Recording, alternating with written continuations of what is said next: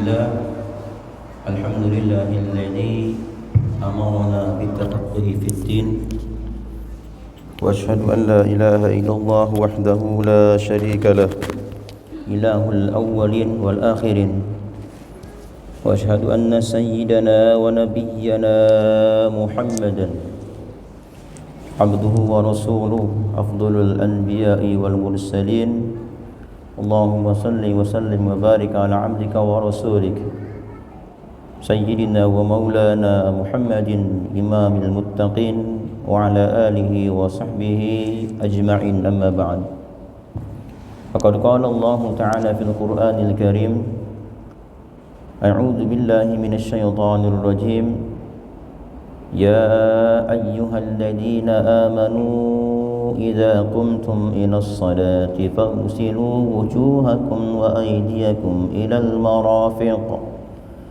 وامسحوا برؤوسكم وأرجلكم إلى الكعبين وإن كنتم جنبا فاطهروا وإن كنتم مرضى أو على سفر أو جاء أحد منكم من الغائط أو لامستم النساء فلم تجدوا ماء فتيمموا صعيدا طيبا فامسحوا بوجوهكم وأيديكم منه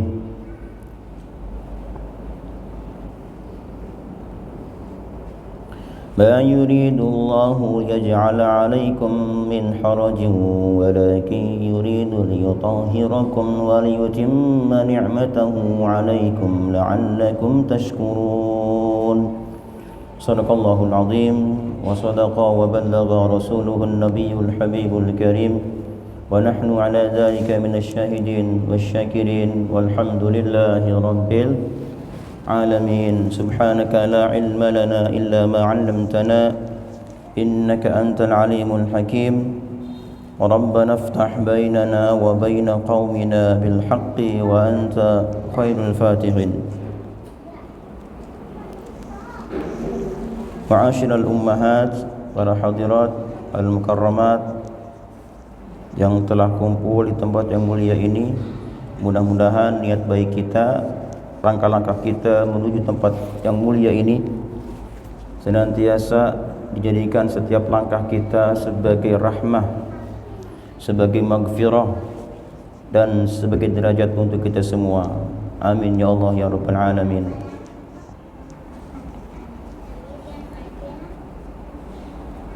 Para ibu rahimakumullah,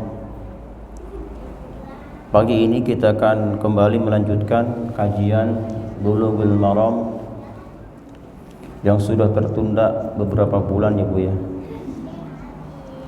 Makanya saya tanya, bab apa sekarang? Bab ke-6 ya, bab ke-6. Bab nawaqidul wudu.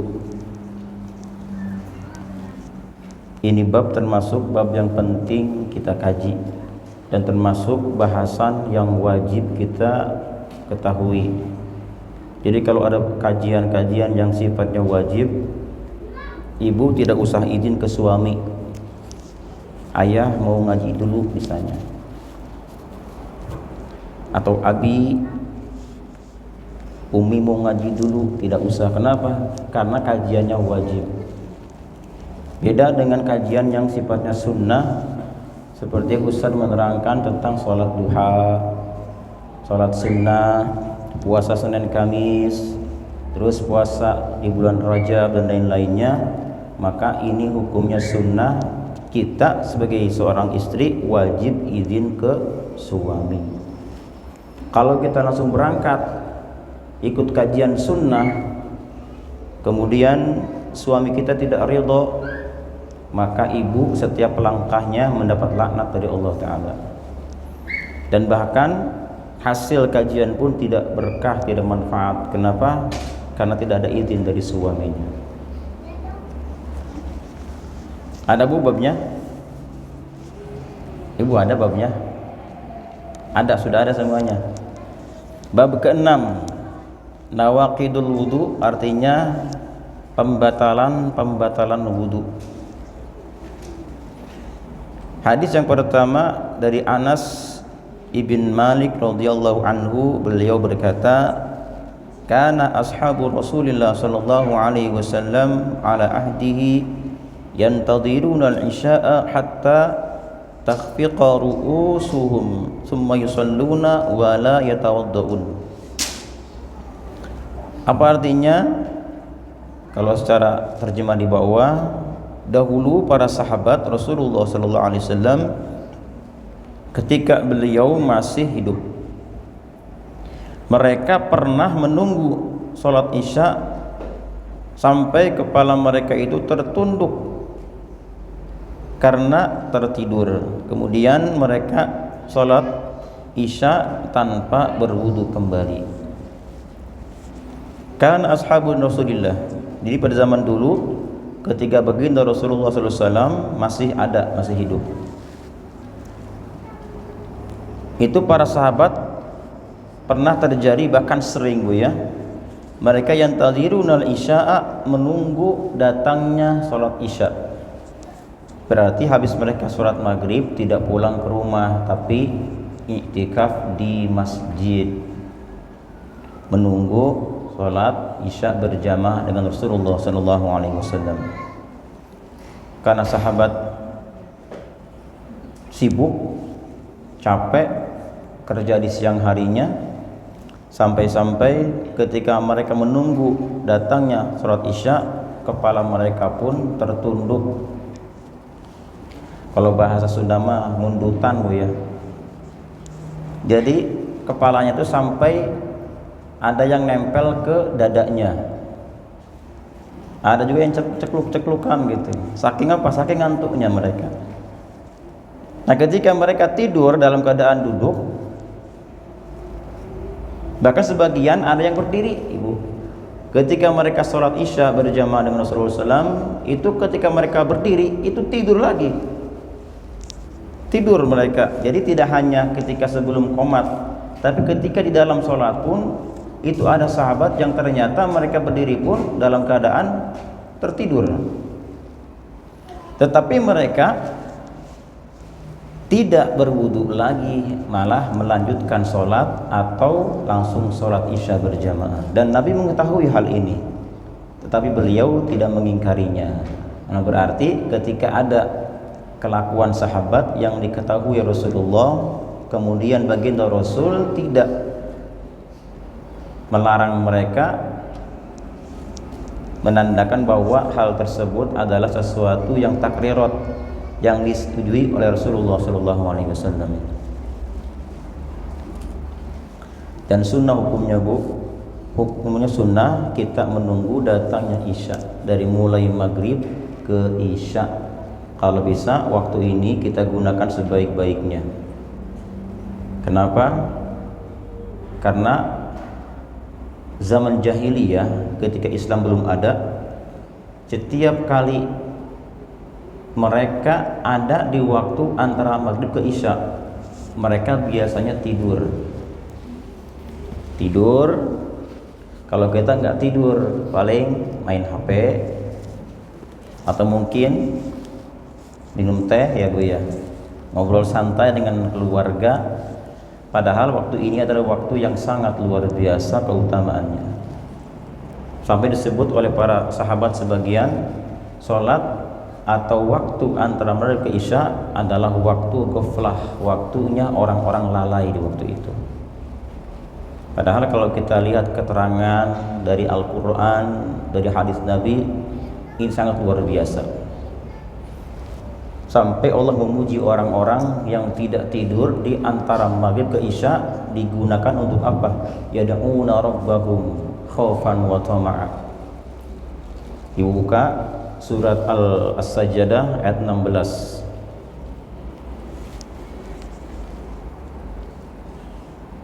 Ada Bu?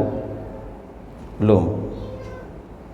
Yang biasa dibaca subuh pagi itu ada ayatnya yang mengatakan tatajafa junubuhum 'anil madaji'i yad'una rabbahum khaufan wa tama'a wa mimma razaqnahum yunfikun Allah puji orang-orang yang ibadah di waktu itu.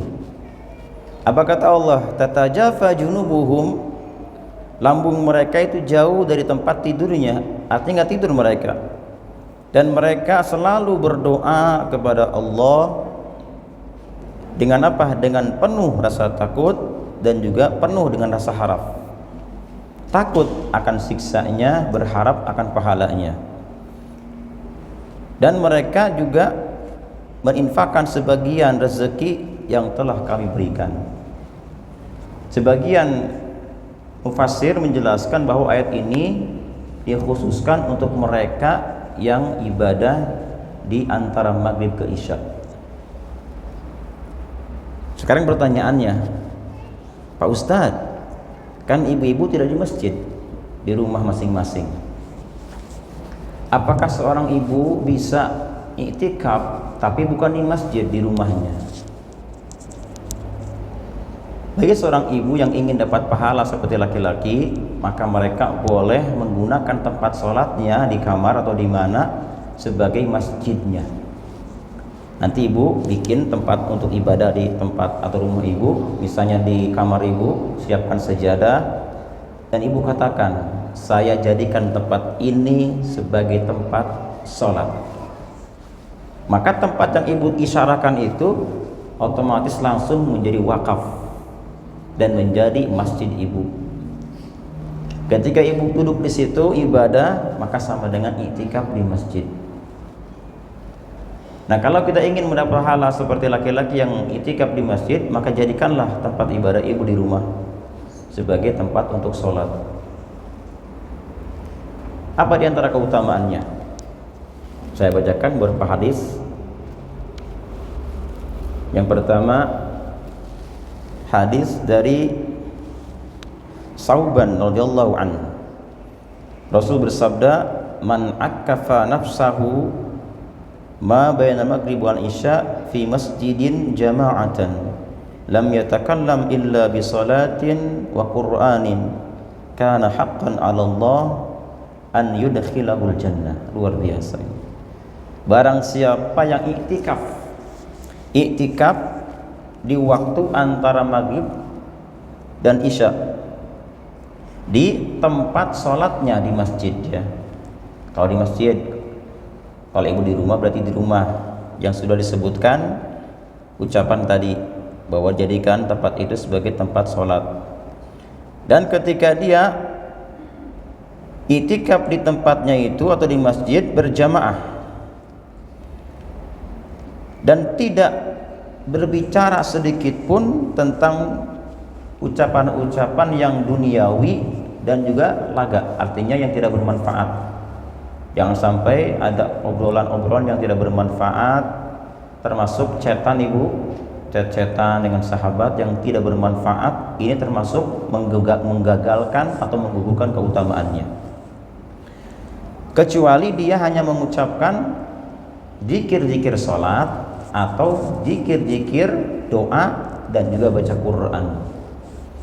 Nah, ketika ada seorang yang melakukan iktikaf tidak bicara kecuali sholat, Quran, doa dan yang baik-baik, maka hak bagi Allah untuk memasukkan orang itu ke dalam surga. Rasul mengatakan kan haqqan, sudah hak orang itu pasti masuk surga asal istiqamah.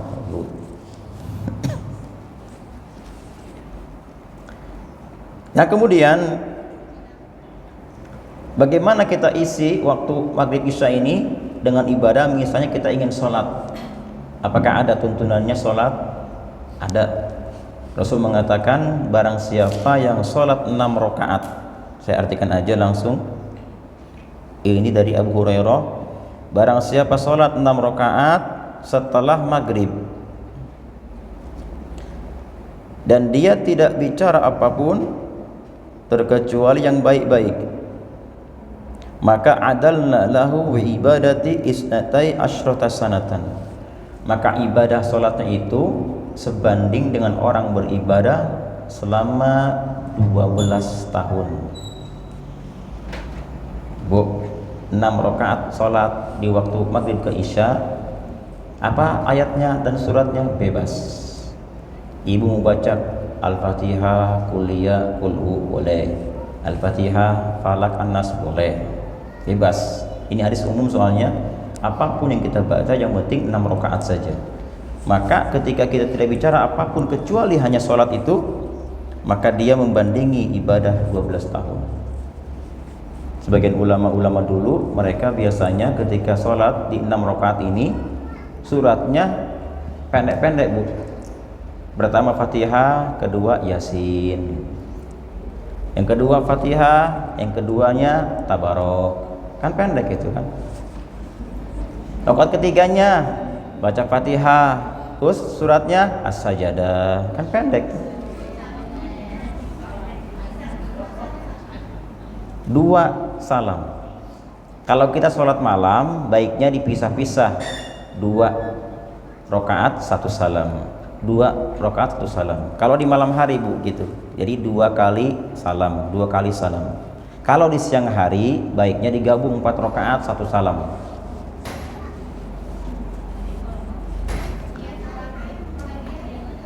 Kenapa? Kalau bukan ba'diyah, bukan ini. Beda lagi ba'diyah. Ini bukan ba'diyah. Namanya kalau kita sholat setelah ba'diyah maghrib disebut dengan sholat al-awwabun, al-awwabin. Sholat apa namanya? Awwabin atau awwabun. Artinya apa awwabun, awwabin? Orang-orang yang kembali kepada Allah Ta'ala. Artinya mereka khusyuk mencari ridhonya Allah Ta'ala di waktu itu. Awwabin, bukan orang-orang ghafilin yang lalai di waktu itu.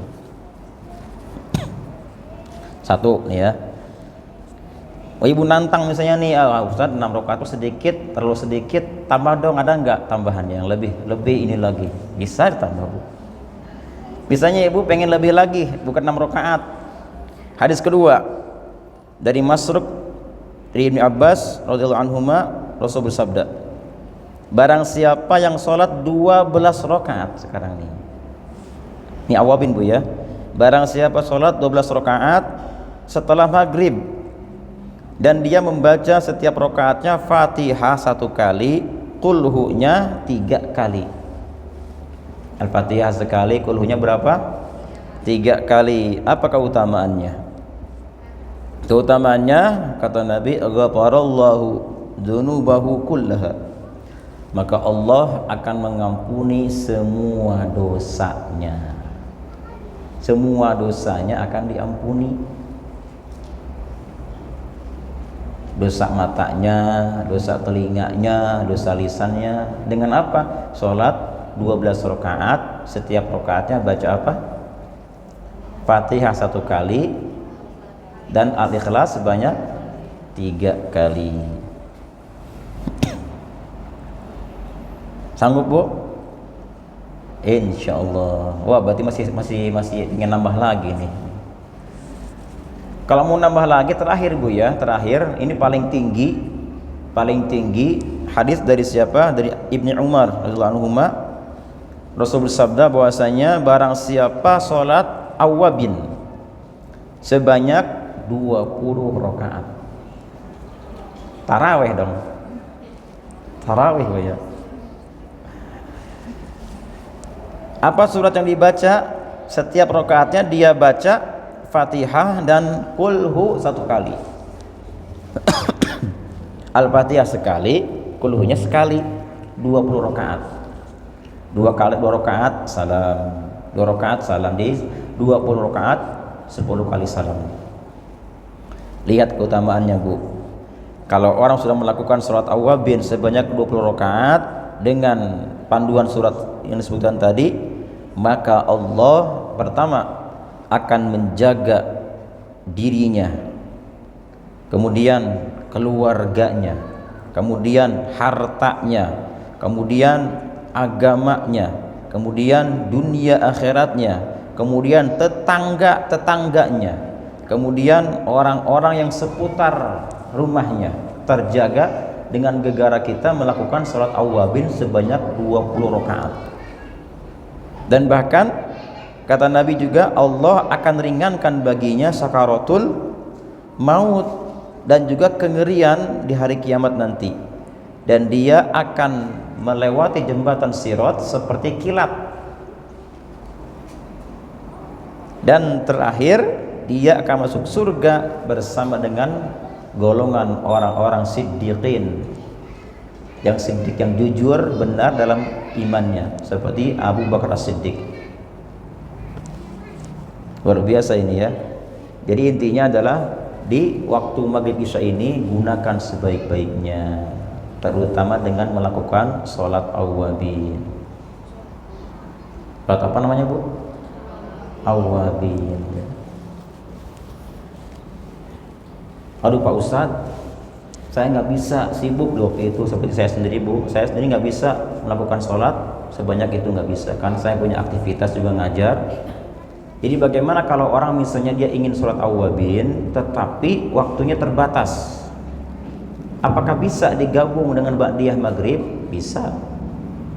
Misal kita habis sholat fardhu maghrib, ibu ingin dapat pahala sholat awwabin, maka di sholat ba'diyah maghribnya ibu gabungkan.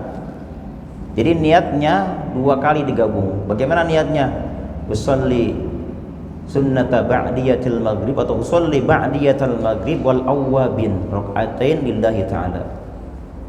Usolli ba'diyatal maghrib wal awwabin lillahi ta'ala. Niat saya sholat sunnah ba'diyah maghrib dan awwabin 2 rakaat karena Allah Ta'ala. Maka ibu dapat pahala ini, pahala orang yang tidak termasuk yang lalai di waktu itu. Pernah Bu ada satu cerita ada riwayat, ada seorang sahabat Nabi datang ke Nabi sallallahu alaihi wasallam.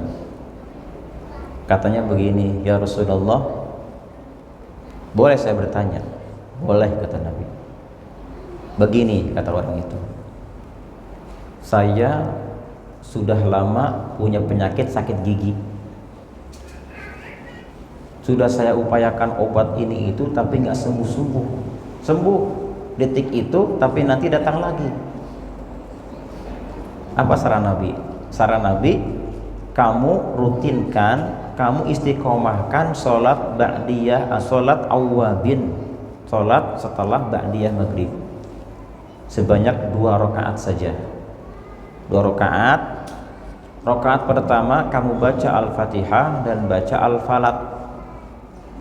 Rakaat keduanya baca Al-Fatihah dan surat An-Nas. Kamu rutinkan sholat ini setiap ba'diyah maghrib, awwabin 2 rakaat, Fatihah, Al-Falaq rakaat pertama, yang kedua Al-Fatihah, An-Nas. Nah, akhirnya sahabat ini pun mengikuti saran Nabi dan dia merutinkan sholat awwabin. Dan tidak lama datang ke Nabi dan berkata, "Ya Rasulullah, alhamdulillah sakit gigi saya sekarang sudah tidak kambuh lagi." Ternyata sholat ini pun bisa untuk menghilangkan penyakit sakit gigi. Jadi ibu kalau nggak mau sakit gigi, coba rutinkan itu ba'diyah maghrib dengan bacaan tadi Al-Fatihah, Al-Falaq, Al-Fatihah, An-Nas. Insya Allah tidak akan pernah sakit gigi. Meskipun ibu kena sakit gigi, tapi tidak separah orang yang kena sakit gigi.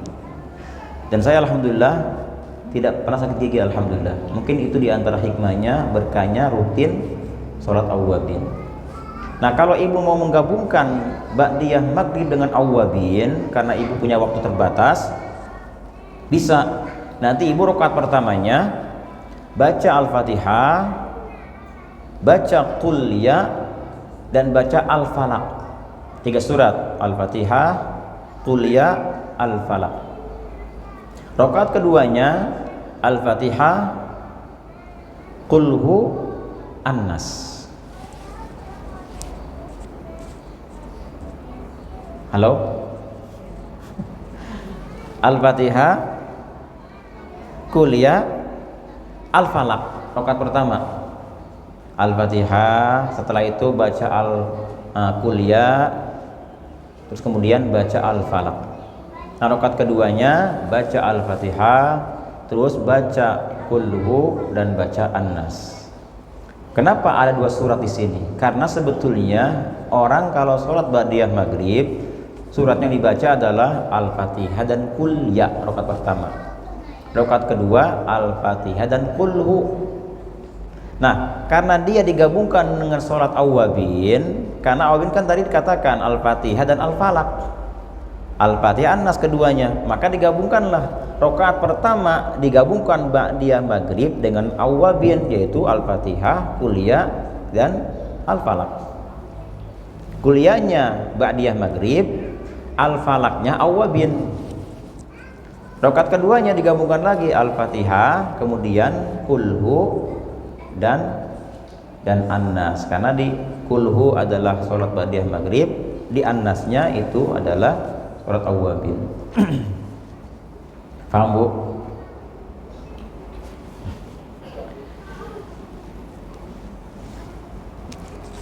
Kita lanjutkan lagi kajian tadi, terusan hadis tadi. Jadi ternyata sahabat itu mereka melakukan sholat maghrib dengan wudu isya. Jadi tidak pengaruh ketika ada orang yang tidur di waktu isya. Masalahnya adalah tidurnya yang bagaimana Pak Ustaz di sini? Apakah semua tidur tidak membatalkan sholat atau tidurnya khusus? Para ulama berbeda pendapat tentang tidurnya. Gitu. Yang pertama, menurut pendapat dari Imam Malik, kata beliau ditinjau dari tidurnya bagaimana.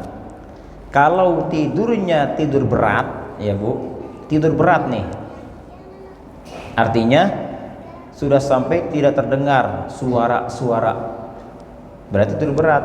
Apalagi sampai ngorok tidurnya, mimpi lagi. Nah ini, kalau sudah berat tidurnya, maka bagaimanapun duduknya atau berdirinya batal sudah sholatnya. Menurut Imam Malik. Yang kedua, menurut Imam Syafi'i, kalau tidurnya menetapkan pantatnya ke tanah, tempat duduknya, maka itu tidak membatalkan wudu.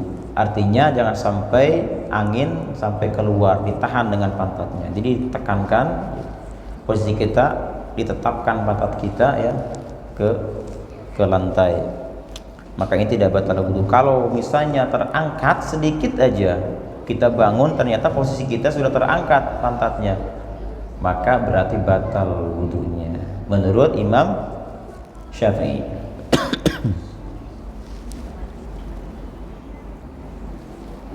Yang ketiga Bu, yang ketiga kata Abu Hanifah,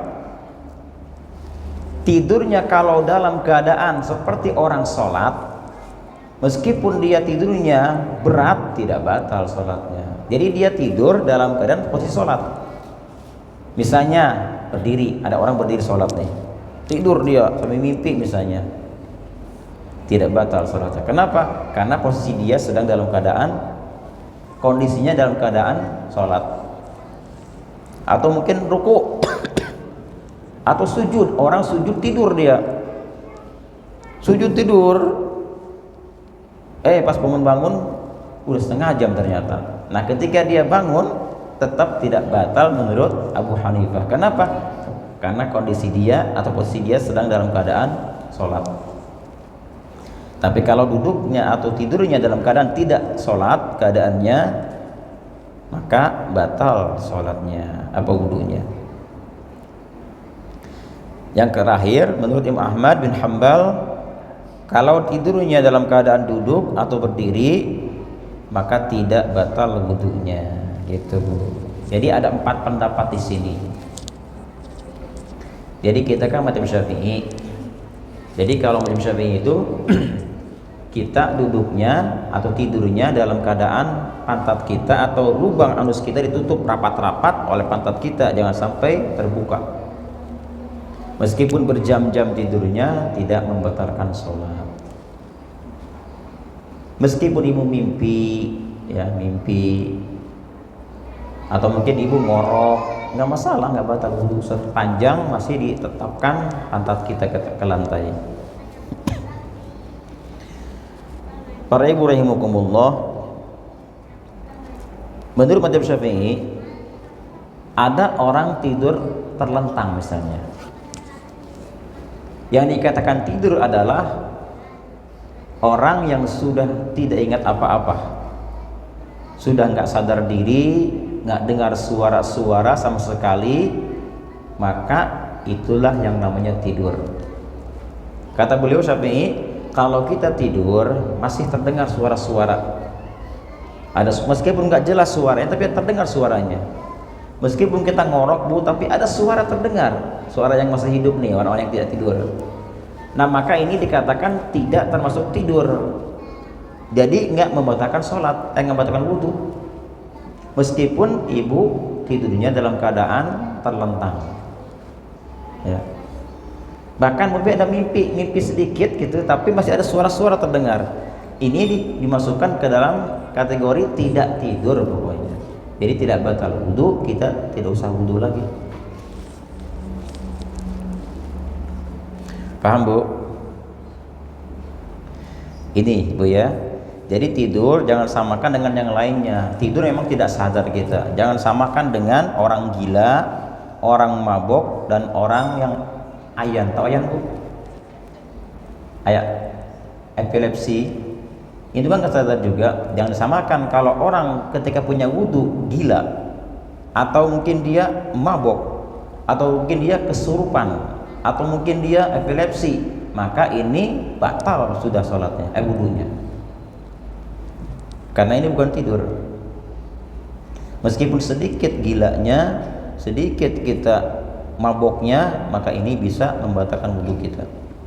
Yang pertama, hadis berikutnya adalah Rasul bersabda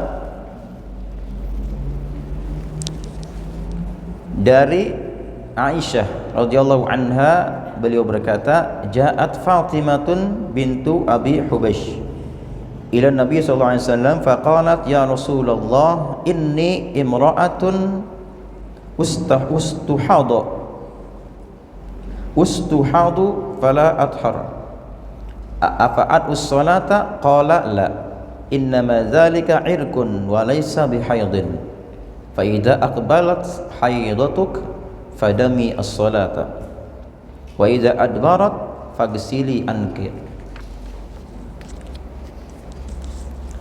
ad-dama summa shalli." Artinya Fatimah binti Abu Hubaysh datang kepada Nabi sallallahu alaihi wasallam. Dia berkata, "Wahai Rasulullah, aku seorang wanita yang tertimpa istihadah sehingga aku tidak suci. Maka apakah saya harus meninggalkan sholat?"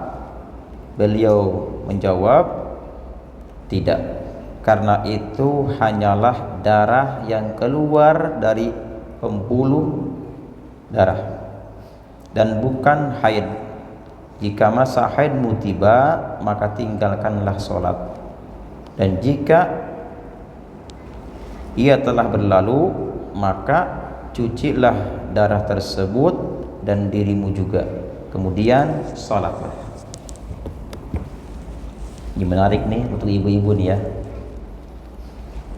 Jadi pernah Nabi ketika tausiah dengan sahabat-sahabat Nabi, ramai nih sahabat, ternyata ada juga ibu-ibunya di situ, ada hadir ibu-ibu. Ketika Nabi tausiah berdakwah, tidak hanya laki-laki saja, ada juga ibu-ibunya. Ini apa terjadi ketika Nabi sedang tausiah di depan sahabat-sahabat Nabi? Nah, kemudian ada seorang perempuan bernama Fatimah binti Abi Hubaysh. Nama asli Fatimah binti Abu Hubaysh adalah Qais bin Abdul Muttalib bin Asad al-Asadiyah. Beliau adalah istrinya Abdullah bin Jahash, seorang sahabat perempuan yang hijrah, muhajirah. Beliau punya penyakit, punya darah istihadah. Dan dia bertanya, "Ya Rasulullah, saya adalah seorang perempuan yang ditimpa darah istihadah dan saya tidak bisa suci ya Rasulullah, karena namanya istihadah kan darahnya keluar terus ya. apakah saya harus tinggalkan sholat? Tidak usah sholat? Kata Nabi, la, jangan, tetap kamu harus sholat. Kenapa? Karena sesungguhnya darah istihadah adalah darah yang keluar dari pembuluh darah, dan dia keluar bukan di masa-masa haid dan bukan di masa-masa nifas. Itu istihadah. Maka ketika haidmu sudah tiba, maka tinggalkan semua sholat, dan ketika dia berlalu, maka cucilah darah haidnya, kemudian sholat. Jadi perempuan ada beberapa darah yang keluar dari farjinya. Pertama darah haid yang sudah kita maklum bersama ya. Jadi ada perempuan kadang-kadang dia haidnya cuman sehari semalam, ini paling sedikit 24 jam nggak pernah berhenti, habis itu nggak ada lagi darah keluar. Ada juga kadang-kadang ibu-ibu yang sering keluar hanya di 6 atau 7 hari, ini yang paling sering. Dan terakhir ada yang sampai 15 hari paling lama. Nah kata Nabi, ketika datang haidmu tinggalkan sholat, ketika dia berlalu maka cukup, maka mandilah, cucilah dan mandilah, kemudian sholat. Para ibu rahimakumullah, ketika ada seorang ibu atau seorang perempuan yang kena darah istihadah, maka langkah pertama ketika masuk waktu, ibu tetap jalankan sholat, tapi darah tersebut disumpal saja, disumpal biar dia nggak berceceran, nanti sumpal dengan apa terserah ibu kayak apa kayak ya, kemudian sholat. Nah meskipun keluar darah ketika sholat, tetap dihukumi tidak membatalkan wudhu atau sholat, karena ini termasuk orang yang daimul hadas, yang tidak pernah berhenti hadasnya, dan termasuk pula orang yang sering pipis, dikit-dikit pipis, gimana wudhunya? Baru wudhu selesai pipis lagi, aduh keluar lagi nih. Atau orang yang selalu kentut, bu, nggak pernah berhenti kentutnya, baru wudhu selesai kentut lagi, mau sholat kentut lagi. Nah untuk kasus seperti ini yang istihadah, yang sering kentut, yang sering keluar pipisnya, maka bagi mereka tetap lanjutkan sholatnya dengan catatan nanti disumpal saja itunya. Kalau najis ya, kalau pipis juga istihadah disumpal aja, tapi kalau kentut nggak usah sumpal, nggak usah. Masa sumpal kentut gimana ceritanya? Dilakban gitu nggak bisa. Jadi kalau ada ibu-ibu yang sholat berjamaah atau sendiri, di dalam sholat ya yang biasa pipis atau biasa kentut, jangan dibatalkan, jangan, teruskan sholatnya. Tapi bedanya bu, orang yang punya kasus seperti ini, wudunya tidak boleh sebelum waktu, harus masuk waktu dulu. Begitu masuk waktu baru wudu. Beda dengan orang yang tidak ada kasus seperti itu, maka dia boleh wudu sebelum waktu. Dan untuk yang kasus seperti ini, itu sholatnya setiap kali sholat itu harus melakukan wudu. Paham bu ya? Nah kita ambil manfaat atau poin dari pada hadis yang kedua ini, bahwasanya yang pertama poinnya hadis yang tadi disebutkan, bolehnya seorang perempuan bertanya meskipun di halaqah laki-laki itu. Jadi ketika ada halaqah laki perempuan, bolehkah perempuan bertanya gitu kan? Nah ini hadisnya ini boleh, karena ketika Nabi sedang kumpul dengan sahabat di halaqah sahabat, ada ibu ada bapak-bapak, nah ada seorang ibu bertanya, yaitu Fatimah binti Abi Hubeish. Yang pertama. Yang kedua, kan itu aurat, bukannya nggak boleh dengar suara perempuan. Nah jawabannya adalah dibolehkan mendengar suara perempuan kalau ada hajat, kalau ada perlu dibolehkan kita dengar suaranya. Kalau nggak ada hajat nggak boleh. Makanya kenapa ibu-ibu kalau sholat Ketika dia sendirian, kencang suaranya, sholatnya maghrib atau isya atau subuh, tiba-tiba ada laki-laki lain, maka suaranya pelankan gitu. Sebetulnya bukan aurat, bukan fitnah. Apa tuh fitnah? Kekhawatiran kita kalau mendengar suara kita yang merdu, Bu, ya, karena ibu kan merdu suaranya nih, lembut, merdu perempuan itu. Kalau sampai suara kita yang merdu ini didengar laki-laki lain sehingga timbul fitnah, syahwat, nah ini yang nggak boleh. Berarti kalau begitu gimana Pak Ustadz? Ya, berarti kalau ibu bersuara boleh, tapi suaranya yang besar suaranya, biar nggak merdu suaranya. Jangan sampai merdunya suara kita diperlihatkan ke orang lain gitu. Ibu angkat telepon laki-laki lain, ibu besarkan suaranya. Waalaikumsalam. Siapa ya? Jangan lembutkan. Waalaikumsalam. Ini siapa ya? Nah ini. Aduh. Kadang-kadang laki-laki kan dengannya gue, aduh, suaranya luar biasa nih, merdu banget. Seremkan suaranya. Ada apa Pak? Nah, kata orang, apa kata dia? Oh, galak amat nih orang nih. Nah, ini maksudnya kenapa perempuan nggak boleh suaranya kencang, takut fitnah itu terjadi. Yang kedua, Bu, ya, jadi bolehnya kita mendengar suara perempuan karena ada hajat.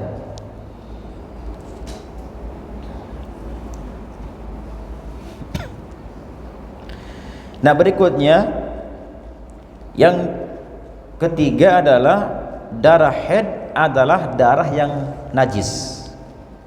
Begitupun darah istihadah. Istihadah dan haid itu najis darahnya. Bedanya kalau darah haid wajib mandi, wajib dibersihkan.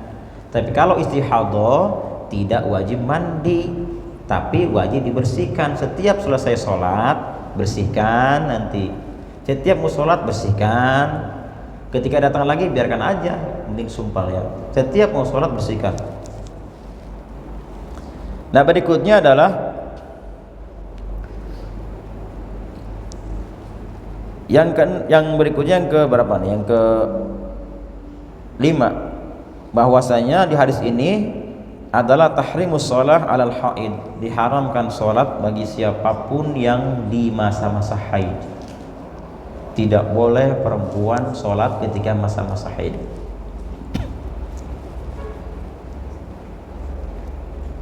Ada pertanyaan, Bu.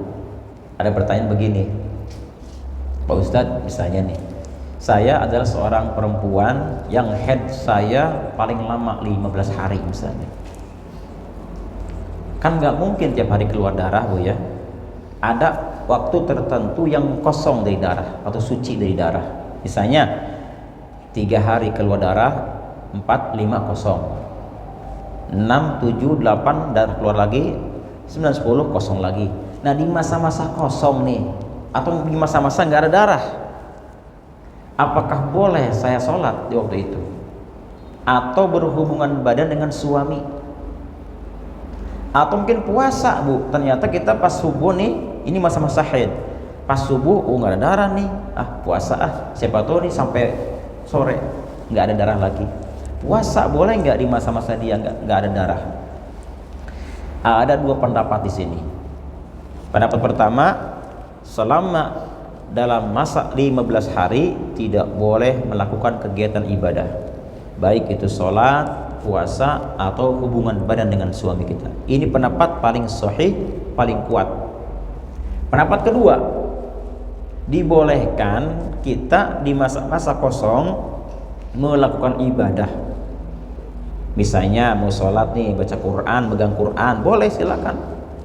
Mandi dulu, habis mandi sholat, kemudian baca Quran, bahkan hubungan badan, boleh semuanya. Ini pendapat lemah. Nah, jika kita ingin mengambil pendapat yang lemah ini pun nggak apa-apa, silakan diambil. Karena kadang-kadang suami kita pengen minta sama kita, minta dilayani misalnya, dan kebetulan lagi kosong, lagi bersih, ibu mandi dulu, bersihkan, hubungan dengan suami, boleh. Nah, berikutnya nomor 6 adalah al-mustahadah la tatrukus shalah, poinnya yang ke-6, bahwa perempuan yang sedang mengalami darah istihadah itu tidak boleh sholat, tidak boleh meninggalkan sholat, tetap harus sholat dan masih bisa dihubungi badan oleh suaminya meskipun ada darah istihadah, karena darah ini adalah darah penyakit, bukan darah sehat, darah penyakit.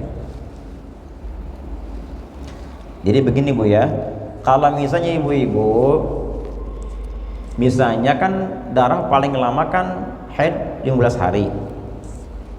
Ketika melebihi 15 hari selesai, ternyata hari ke-16, 17 ada darah lagi. Ini jangan dihitung darah haid, tapi darah istihadah.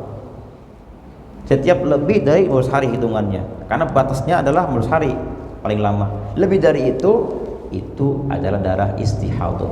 Tetap kita harus puasa, harus sholat ya. Kalau misalnya belum 15 hari, darah hari pertama keluar kosong, sepanjang belum 15 hari, maka darah yang keluar itu haid tetap masuknya. Sampai apa? Sampai datang ke 16 harinya. Jika 16 harinya ternyata keluar darah, maka itu bukan darah haid lagi, tapi darah istihadah. Paham Bu? Berikutnya sekarang, hadis berikutnya, hadis dari Ali bin Abi Thalib.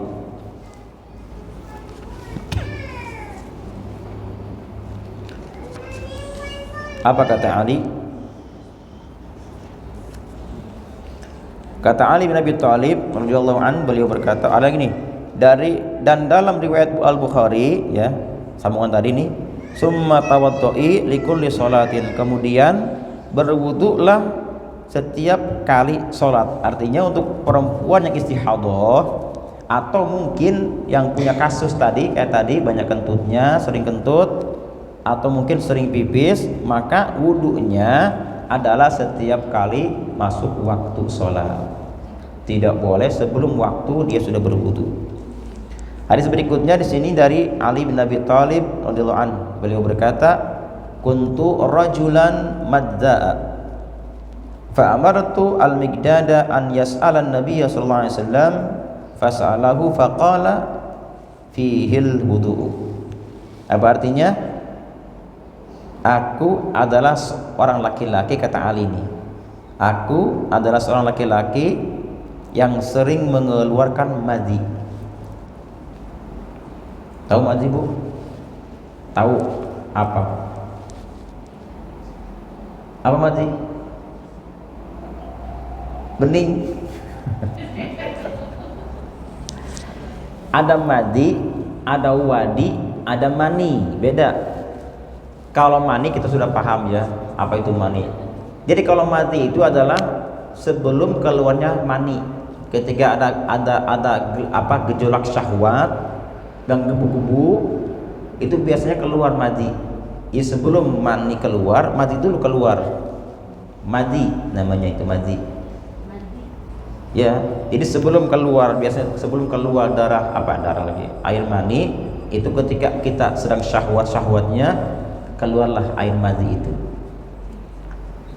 Kalau wadi, dia keluar biasanya ketika orang bawa barang-barang berat, atau ketika dia istibra, ketika dia selesai pipis dipaksakan keluar, kemudian keluarlah cairan seperti air mani kental, itu namanya wadi. Kalau mani kita sudah paham ya, ada 3 tanda mani itu Bu. Ada 3 tanda mani. Yang pertama dari keluarnya terasa enak, lezat. Yang kedua, betul nggak Bu? Nggak tahu ya? Oh, nggak tahu. Nih, para fuqaha mengatakan mani itu ada 3 tanda. Yang pertama, lazzatul khuruj, ketika keluar lezat dirasa.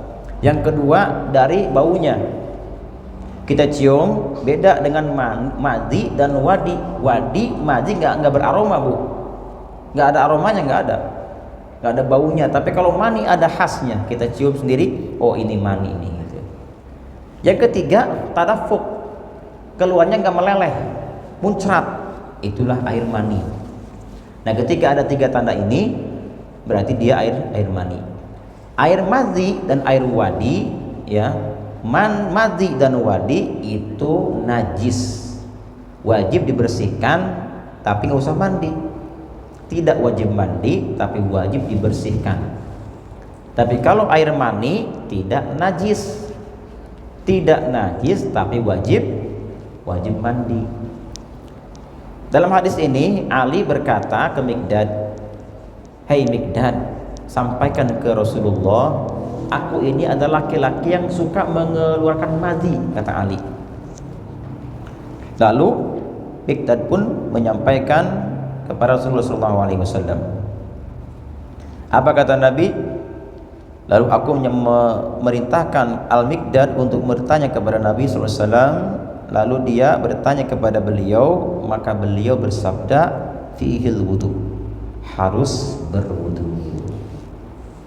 Tidak mandi bu, cukup wudu saja. Bersihkan air madhinya, kemudian berwudu. Bedanya kalau kita keluar madhi atau wadi, wudu kita batal. Wudu kita batal, tapi tidak wajib mandi. Kalau air mani keluar, tidak batal wudu, tapi wajib mandi. Orang sedang sholat bu, alhamdulillahi rabbil alamin, tanggap melamun atau gimana, dia keluar mani ketika sholat, sholatnya batal nggak bu? Orang lagi sholat, di tengah-tengah sholat keluarlah air mani, batal nggak sholatnya? Batal. Alasannya apa batal? Harus mandi, betul. Wudu lagi nggak usah wudu lagi, kan dia udah punya wudu. Mandi doang. Sholat Allahu Akbar, keluar mani, aduh batal. Udah langsung ke air mandi, usah wudu, nggak usah. Selesai itu sholat lagi terus ya. Pakai niat, mandi biasa pakai niat. Rukun. Kalau kita mandi besar wajib pakai niat. Kalau mandi dong jebur-jebur nggak pakai niat, meskipun 1000 kali mandi gitu nggak akan bisa menghilangkan hadas ibu. Wajib niat, harus niat.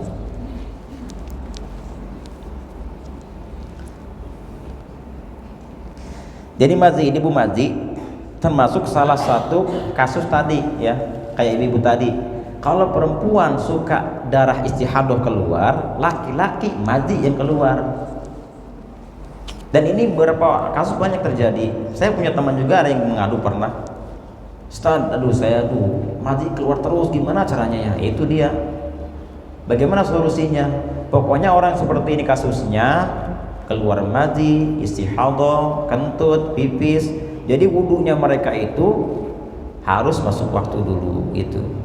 Dan ketika keluar di tengah-tengah sholat atau tengah-tengah wudu atau antara keduanya, tetap lanjutkan sholatnya, jangan dibatalkan.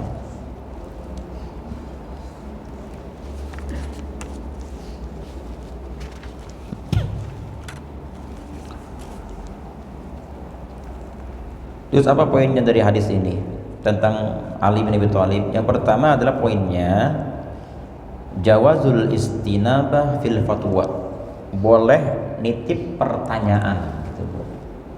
Jadi kalau kita misalnya nggak ikut kajian, misalnya nih kajian siapa sekarang, Ustadz Fulan, oh iya, nanti bilang ke Ustadz saya punya pertanyaan nih, tanya. Sehingga pertanyaannya nanti dibacakan, titipan pertanyaan dari si Fulan, nah misalnya itu boleh bu, seperti itu. Apa hadisnya? Ini karena Ali yang punya kasus, tapi dia tanya ke Miqdad. Miqdad tanya ke Nabi, aku ini orang yang suka keluar madhi. Akhirnya Miqdad sampaikan ke Rasulullah SAW. Yang kedua adalah istimalul adab wa mahasinil adat fi tarkil muwajahah bima yustahya min urfan. Kenapa beliau sampai nitip pertanyaan? Karena pertanyaan ini memalukan gitu, agak malu sifatnya. Kan malu kita bertanya, "Pak Ustadz ya, saya nih punya kasus, saya tuh suka keluar madhi." Nanti ketawa jamaahnya kan. Nah jadi boleh kita tanya, titip pertanyaan ke orang lain karena ini hal yang berkaitan dengan sifat yang memalukan, membuat kita malu. Yang ketiga di sini, keluarnya madi membatalkan wudu tapi tidak mewajibkan mandi. Itu sudah kita bahas tadi. Dan yang keenam di sini, setiap kali kita hendak berwudu lagi, ya, sholat lagi, nanti mandi kita cuci dulu, bersihkan dulu. Kayak tadi istihadah tadi perempuan, ketika ada sholat masuk, kita ingin sholat, maka langkah pertama bersihkan dulu najisnya. Mandi kan najis, istihadah najis, bersihkan dulu, kemudian baru dia mandi wudu. Dan terakhir hadis terakhir ya, kita empat hadis saja yang kita bahas pada pagi hari ini. Yang terakhir adalah dari Aisyah. Nah, ini menarik Bu nih, dari Aisyah radhiyallahu anha. Apa katanya? Ini biasanya sering dipertanyakan nih, bahwasanya Nabi sallallahu alaihi wasallam qabbala ba'dha nisa'ihi summa kharaja ila sholati wa lam yatawadda. Ini menarik nih, bahwa Nabi SAW pernah mencium salah satu istrinya, kemudian beliau pergi sholat dan tidak berwudu lagi. Nah ini banyak dijadikan sebagai acuan hadis, bahwa kalau kita mau sholat, kita sudah wudu, cium aja istri kita, nggak usah wudu lagi. Ini hadisnya gitu kan. Sebagian nggak boleh, batal wudu tuh. Nah kita bahas sekarang Bu. Perhatikan di sini, Nabi SAW pernah mencium sebagian istrinya, jadi nggak semuanya, sebagian. Kemudian setelah dicium sebagian istrinya, dia keluar untuk sholat dan tidak berwudu lagi. Hadis ini dari Ahmad, tapi dilemahkan oleh Bukhari. Kira-kira Bu, siapa istrinya ini? Siapa kira-kira istri Nabi yang dicium itu siapa? Siapa? Aisyah? Beneran?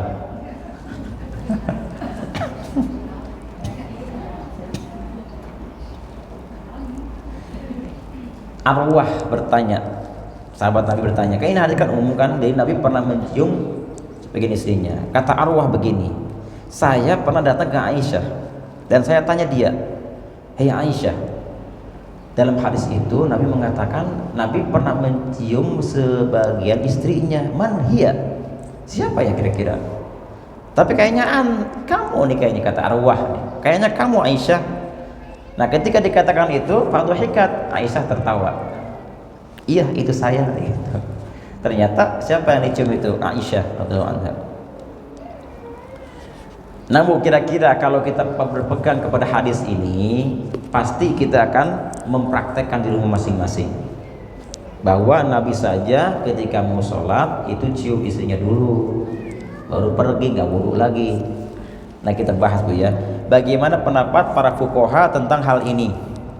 Yang pertama, dari Abu Hanifah berpendapat bahwa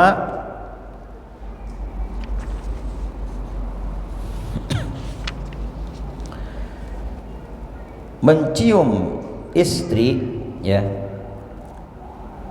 kalau ada syahwat ya, kalau ada syahwat, menurut Imam Ahmad, Maliki dan Abu Hanifah itu bisa membatalkan wudu. Kalau ketika mencium istrinya ada syahwat, maka batal wudunya menurut Ahmad dan Maliki. Menurut Abu Hanifah tetap ada syahwat, tidak ada syahwat, tidak batal wudunya. Yang ketiga, menurut Syafi'i batal wudunya kalau tanpa penghalang. Ini nih boleh ya. Jadi ini kan hadis ini pun tidak terlalu kuat, karena hadis ini dilemahkan oleh Bukhari. Acuan para ulama-ulama adalah surat Al-Maidah ayat 6. Al-Maidah ayat 6, kalau dibuka ada ayat yang berbunyi aula mastumun nisa. Nah ini nih, aw lamastumun nisa. Bagi ulama yang berpendapat tidak batal memegang istri, mencium istri, diartikan lamas di sini adalah hubungan badan. Aw lamastumun nisa, kalau kita hubungan intim dengan pasangan kita itu baru batal. Sebatas menyentuh saja, mencium tidak batal. Ini makanya jadi permasalahannya. Bagaimana para ulama berbeda pendapat mengartikan ayat aula mastumun nisa. Ketika diartikan dengan arti hubungan intim, berarti kalau tidak hubungan intim, memegang, mencium tidak batal. Pendapat dari Maliki dan juga Ahmad bin Hanbal, asal dengan catatan tidak ada syahwat, Bu. Kita cium istri kita, pegang dia, kalau tidak syahwat tidak batal wudunya. Tapi menurut Imam Abu Hanifah, mau ada syahwat tidak ada syahwat tetap tidak batal wudu, karena arti ayat ini lamastumun nisa adalah jima. Itu jima. Jadi kalau tidak jima itu tidak batal wudu. Nah, pendapat Syafi'i yang kita pegang itu adalah makna lamastumun nisa bukan jima, bukan, tapi menyentuh istri, menyentuh orang lain. Setiap orang yang halal dinikah kemudian bersentuhan kulit dengan kita dan tanpa penghalang, maka hukumnya batal wudu. Saya ulang lagi, setiap orang yang halal dinikah, kalau kita bersentuhan kulit dengannya tanpa penghalang, maka batal wudu kita. Istri kita halal dinikah, batal. Orang lain batal. Beda dengan orang tua kita atau saudara kita atau paman bibi kita, itu kan haram dinikah, berarti tidak batal wudu. Paham, Bu? Lalu bagaimana jawabannya? Hadis ini mengatakan demikian, Nabi mencium keluar sholat tanpa wudu. Nah, jawaban mazhab Syafi'i, ketika Nabi menyentuh istrinya, mencium istrinya, itu ada penghalang. Satu, atau ini termasuk salah satu khusus untuk Nabi saja, tidak untuk umatnya. Jadi tidak semua yang Nabi lakukan itu boleh kita lakukan, dan sama tidak. Untuk Nabi, ketika beliau menyentuh kulit perempuan, istrinya maksudnya, atau mencium, itu tidak batal wudunya. Untuk Nabi, untuk kita tetap batal. Ini pendapat Syafi'i. Ribet nggak, Bu? Ribet ya. Apalagi saya kalau mau keluar ini, kadang-kadang mau sholat mesti peluk dulu, kadang-kadang dicium dulu. Nah, ini kan ribet nih. Nah, alangkah baiknya untuk hal seperti ini, Bu, apa? Nah, untuk hal seperti ini alangkah baiknya kita berpindah mazhab saja, Ibu. Jadi kita tidak bermadzhab Syafi'i. Jadi pada saat istri kita ingin disentuh, kita sentuh aja, nggak usah batal. Kenapa? Pindah mazhab. Mazhab apa? Mazhab Maliki. Jadi kalau kita kayak ini, Bu, kayak kita tawaf di Ka'bah, tawaf. Kita tawaf di Ka'bah. Kalau kita memegang mazhab Syafi'i susah. Apalagi buat jamaah susah. Laki-laki kan pakai pakaian ihram, ini kan terbuka, pasti nempel dengan laki-laki perempuan lain, batal wudunya. Masa kita bolak-balik, kan ribet. Nah, pada saat seperti ini pindah mazhab saja. Kemana? Mazhab Maliki saja. Bagaimana caranya?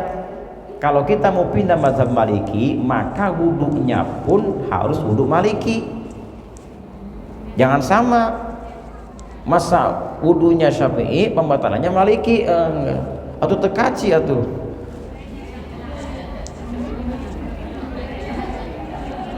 Pamali tapi nggak bisa begitu. Bagaimana wudu Maliki? Ini bedanya, Bu, ya. Kalau Syafi'i ketika berwudu cukup disentuh atau diusap sebagian kepala, sebagian aja, nggak usah semuanya. Tapi Maliki wajib semuanya. Ini satu perbedaannya. Jadi kalau kita wudu nih, mazhab Maliki, Ibu ambil air, pegang apa, disentuhkan di pelipis Ibu, usapkan, sapu sampai ke belakang, semuanya kena. Satu nih ya. Jadi ini bedanya. Ibu sentuh semuanya, basahin, tempelin, usap semuanya sampai ke belakang-belakang tuh kan. Sama perempuan juga. Perempuan begini berarti ke rambutnya.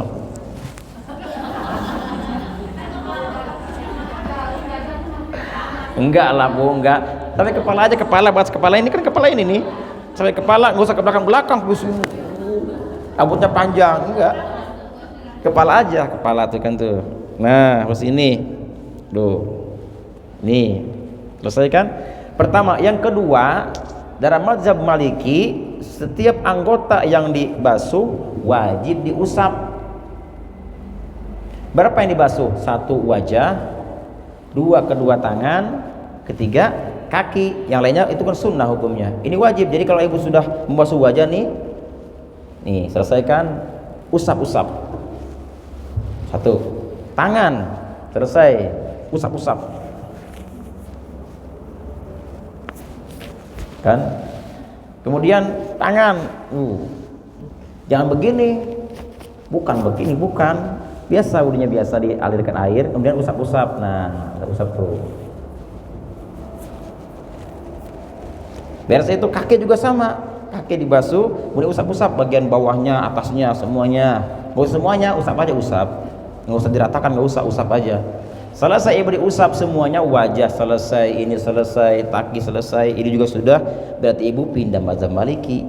Silakan cium pasangan ibu, nggak batal, asal jangan ada syahwat. Ada syahwat, batal lagi nanti. Dulu saya bingung Bu, dulu ketika saya berpegang mazhab Syafi'i bingung. Kadang-kadang istri kalau saya mau sholat perlu minta dipeluk dulu misalnya. Gitu ya. Ya kita kan ribet ini, atau apalagi kita kalau mau tidur itu pasti batal kan?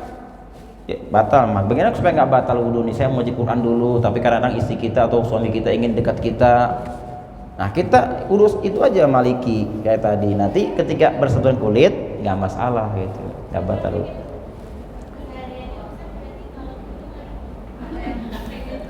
Dalam keadaan tertentu, kalau misalnya lagi darurat nih Bu nih, atau gini Bu, kadang-kadang saya akan ngajar, iya, kadang saya ngajar ada perempuan atau santunan yatim. Karena ada yang agak dewasa kan, kita kadang dipegang diambil sama dia kan batal wudhu kita kok Syafi'i. Nah kita pindah mazhab dulu saja gitu. Jadi kalau kita pegang anak-anak yatim pun yang masih kecil-kecil, yang sudah dianggap ada syahwatnya, nggak batal wudhu kita. Ya begitu, betul. Jadi ketika kita umroh, biar kita tenang ibadah umrohnya, maka pindah mazhab saja dulu. Dan pindah mazhab ini dibolehkan dalam syariat kita, dibolehkan. Kalau memang sifatnya dibutuhkan, silakan pindah mazhab. Tapi dengan catatan harus sama wudunya dengan Maliki, jangan sampai beda. Nah pertanyaan berikutnya, bagaimana kalau sholat subuh kita mazhab Maliki wudunya? Kan nggak ada kunut Maliki itu, nggak ada kunut mazhab Maliki. Terus kemudian mazhab Maliki pun tidak boleh baca basmalah, Allahu Akbar, Alhamdulillahi Rabbil Alamin, nggak pakai bismillah kan? Nah gimana tuh? Ini untuk urusan sholat saja. Kan masalah wudhu, kalau wudhu kaitan dengan pembatalan wudhu pasangannya itu, wudhu pembatalan wudhu pasangannya itu. Demikian ibu-ibu rahimakumullah kajian kita pagi hari ini. Kalau mungkin ada pertanyaan silakan.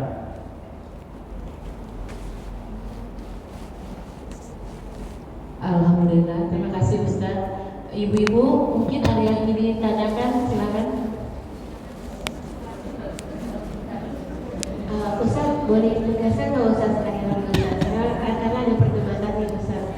Kan kalau kami kan keluarga besar kan kebanyakan Muhammadiyah, tapi wudhunya yang diajarin sekolah. Maksudnya kalau Muhammadiyah kan ngambil mazhab yang dikira semua mazhab bisa dipakai ya Ustaz tergantung keadaan, tapi nggak ada pakem. Oh pas wudhu ini, pas sholat ini yang penting diambil yang paling mudah. Nah pertanyaannya, kalau memang mau jalan yang tengah yang kata yang besar itu dipraktekkan. Jadi sebenarnya jaga wudhu nggak masalah ya kalau pakai Maliki, tapi kita bisa cium tangan suami misalnya pas mau berangkat kerja gitu. Boleh ya Ustaz ya? Terus pas sholat ganti lagi untuk suami gitu Ustaz. Begitu Ustaz. Yeah. Boleh ditegasin nggak Ustaz gimana kiat-kiatnya biar soalnya setahu saya tuh kalau umroh tanpa dijelaskan, oh wudhunya juga ganti di sana menyentuh nggak sengaja tersentuh sama wanita, lawan jenis nggak atau nggak pernah dijelasin wudhunya juga ganti mazhab begitu Ustaz. Baik. Jadi dalam hal kita bermadhab, Bu, yang tidak boleh itu adalah talfik. Talfik artinya ngambil yang mudah-mudah saja. Misalnya dalam hal berwudu kita ambil yang paling ringan. Syafi'i kan ringan dia, ambil air sentuh doang sudah sah. Kemudian dari pembatalannya paling ringan siapa? Maliki ringan. Kenapa? Dia ketika berkulit dengan perempuan lain yang halal nikah itu nggak batal. Nah, talfik artinya kita ambil yang mudahnya saja. Wudunya prakteknya Syafi'i, pembatalannya Maliki. Ini yang nggak boleh. Kalau kita ambil satu mazhab saja, misalnya wudunya Maliki, berat kan? Sampai semuanya ini diusap, kemudian ini juga diusap lagi, kan berat. Pembatalannya pun sama diambil itu, maka ini dibolehkan dalam Islam. Jadi misalnya, bolehkah saya melakukan mazhab Maliki wudunya tiap hari? Karena saya punya suami yang harus dicium tangannya atau apanya, boleh silakan, boleh. Tanpa niat Bu, tanpa begini, niat saya pindah mazhab. Gak usah. Niat saya pindah mazhab Maliki di hari ini karena Allah Ta'ala. Jadi ketika ibu praktekkan wudhu itu sudah Maliki itu, sudah Maliki. Dulu Bu ada kisah ya. Dulu tuh di tanah Arab pada zaman dulu ada seorang Syekh Habib namanya Zaini Dahlan, pakar ulama besar, beliau pengarang kitab juga masyhur. Beliau kan di sana waktu itu kan banyak anjing kitanya. Setiap beliau mau ke masjid pasti ada anjing yang menjilatinya. Akhirnya balik lagi ke kamarnya, dibersihkan dengan 7 kali dibersihkan, campur dengan air salah satunya, kan ribet. Keluar lagi, jilat lagi, masuk lagi. Akhirnya ada seorang ulama mengatakan, ketika dalam keadaan seperti ini alangkah baiknya anak pindah mazhab saja Maliki, karena menurut Maliki anjing itu najisnya tidak mughalladhah. Ketika kita dijilati anjing tidak usah dibersihkan dengan 7 kali, cukup air saja sembor cukup sudah. Mazhab Maliki. Nah, ketika kita dalam hal seperti ini keadaannya berat, maka pindah mazhab saja, nggak apa-apa, nggak masalah. Tapi harus sesuai dengan apa? Dengan praktek mazhab yang kita pindahi itu. Begitu Bu. Masih ada yang lainnya?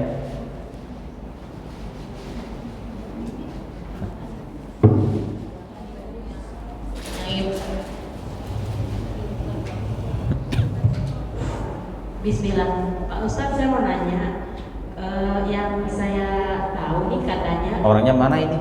Saya Pak. Oh. Assalamualaikum.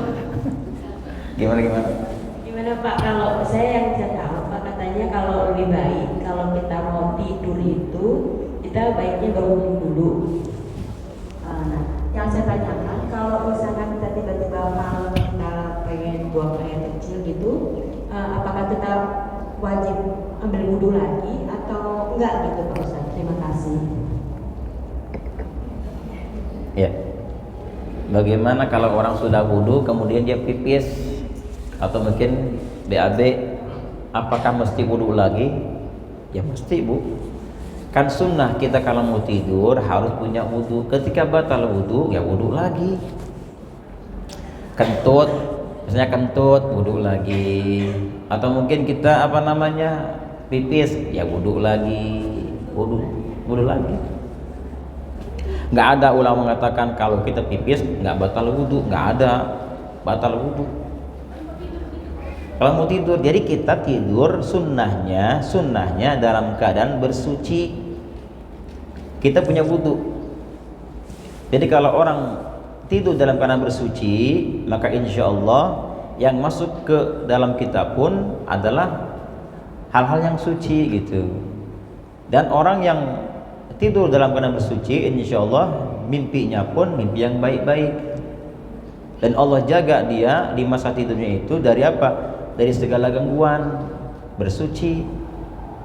Sampai pernah kita mungkin pernah mendengar seorang Syekh Abdul Qadir Jailani, pernah dengar nggak Bu?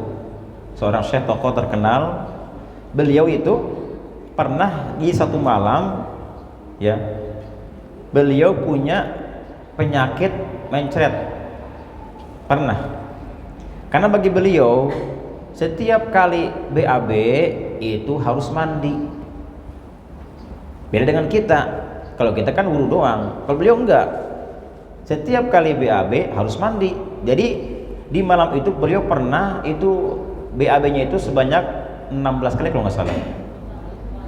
Berarti mandinya 16 kali.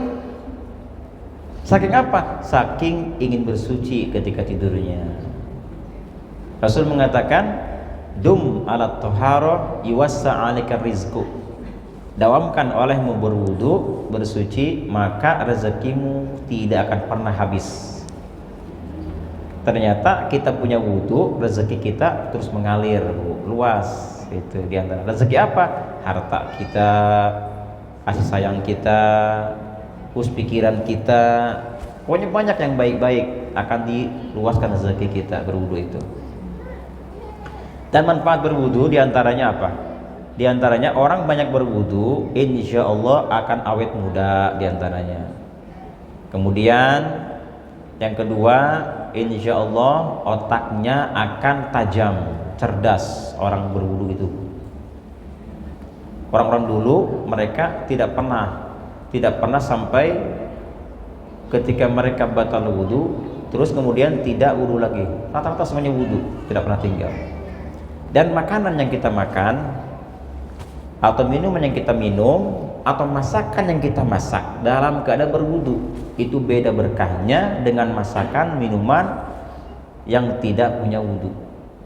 Jadi hal-hal yang kita pegang kalau kita punya wudu, termasuk pakaian kita yang kita sentuh, yang kita pakai, kalau kita punya wudu itu beda berkahnya dengan yang tidak punya wudu. Jadi semua dibedakan kalau wudu itu.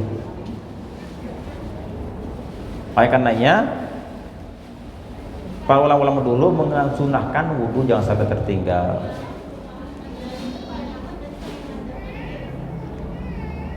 Kenapa?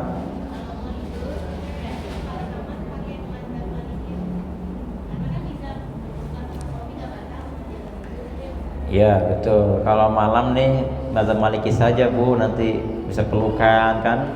Iya masa. Tapi jangan ada syahwat. Ada syahwat batal lagi nanti.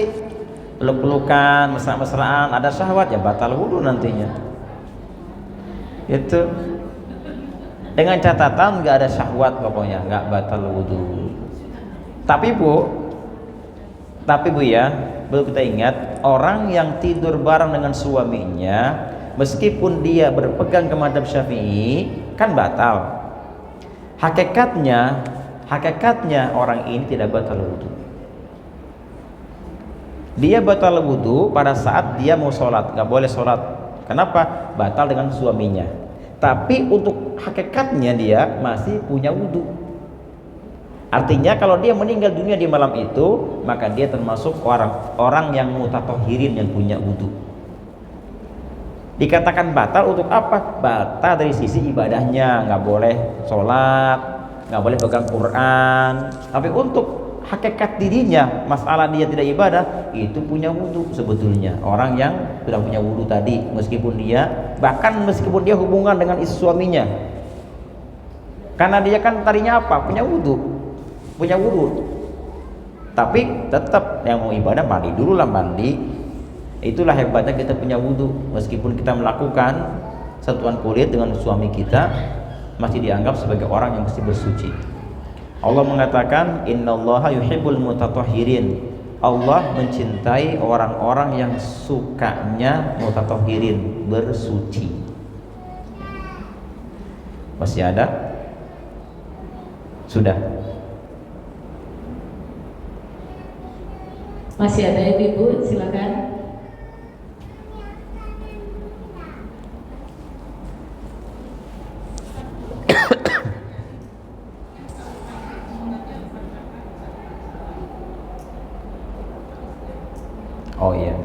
Iya, kalau sholat sunnah di siang hari, kalau kita ingin sholat sunat mutlak Bu, kita ingin sholat mutlak nih, misalnya nih, saya pengen sholat sunat mutlak nih, ba'diyah sudah, qobliyah sudah, duha sudah, tapi ingin sholat lagi, kan mutlak namanya, nggak punya nama, silakan sholat lagi, mau berapa rakaat terserah, mau 10, 20, 100 boleh. Bagaimana cara sholatnya? Baiknya kalau di siang hari 4 rakaat salam, 4 rakaat salam. Seperti seorang perempuan bernama Rabi'ah Adawiyah, beliau itu setiap harinya Bu tidak pernah kurang sholat sunnahnya dari 1000 rakaat. Rabi'ah Adawiyah 1000 rakaat setiap hari. Semoga di Arafah ini ada nih ibu-ibu ya, ibu-ibu fulana al-arafiyah ini ya, yang bisa sholat sunnahnya 1000 rakaat.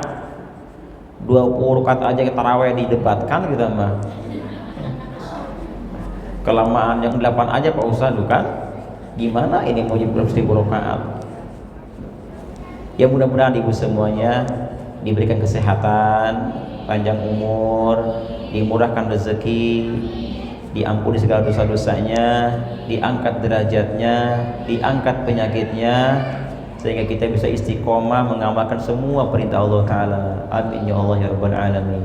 Baiklah, mari kita tutup bersama dengan doa. Ya, angkat tangannya, khusyukkan hatinya, tundukkan kepalanya. Bismillahirrahmanirrahim. Alhamdulillahi Rabbil Alamin. Allahumma salli wa sallim ala sayyidina Muhammadin wa ala alihi wa sahbihi ajma'in. Amin ya Rabbal Alamin. Ya Rabbana i'tarafna bi annana qtarafna wa annana ashrafna ala lagha asrafna fatub alaina tawbah tawsin kulli hawbah wastur lana al-awrati wa amin ar-ru'ati waghfir liwalidina rabbi wa mauludina والأهل والإخوان وسائر الخلان وكل ذي محبة أو جيرة أو صحبة والمسلمين أجمع آمين رب اسمع فضلا وجودا منا لا باكتساب منا بالمصطفى الرسول نحظى بكل سول صلى وسلم ربي عليه عند الحب وآله وصحبه عدال طش الصحب walhamdulillahi fil bad'i wat tanahi. Ya Allah, ya Rabbana, ya Rahman, ya Rahim, ampuni segala dosa kami ya Allah ya Rabb. Ampuni semua dosa kedua orang tua kami ya Rabb. Ya Allah ya Rabbana, berkah kami ikut kajian di hari ini ya Allah. Angkat penyakit kami ya Allah, angkat derajat kami ya Allah, mudahkan segala urusan kami ya Allah. Ya Allah ya Rabbana, satukan hati kami ya Allah dengan keluarga, dengan sahabat, dengan tetangga dalam kebaikan ya Allah. Rabbana hablana min azwajina wa dhurriyyatina qurrata a'yun waj'alna lil muttaqina imama. Sama-sama Rabbana atina fid dunya hasanah wa fil akhirati hasanah wa qina adzaban nar. Wa sallallahu ala sayyidina Muhammadin wa ala alihi wa sahbihi wa sallam. Subhana rabbika rabbil izzati amma yasifun wa salamun alal mursalin walhamdulillahi rabbil alamin. Sirril Fatihah. A'udzu billahi minasy syaithanir rajim. Bismillahirrahmanirrahim. Alhamdulillahi rabbil alamin. Arrahmanir rahim. Maliki yaumiddin. Iyyaka na'budu wa iyyaka nasta'in. Ihdinas siratal mustaqim. صراط الذين أنعمت عليهم غير المغضوب عليهم ولا الضالين آمين. السلام عليكم ورحمة الله وبركاته. الله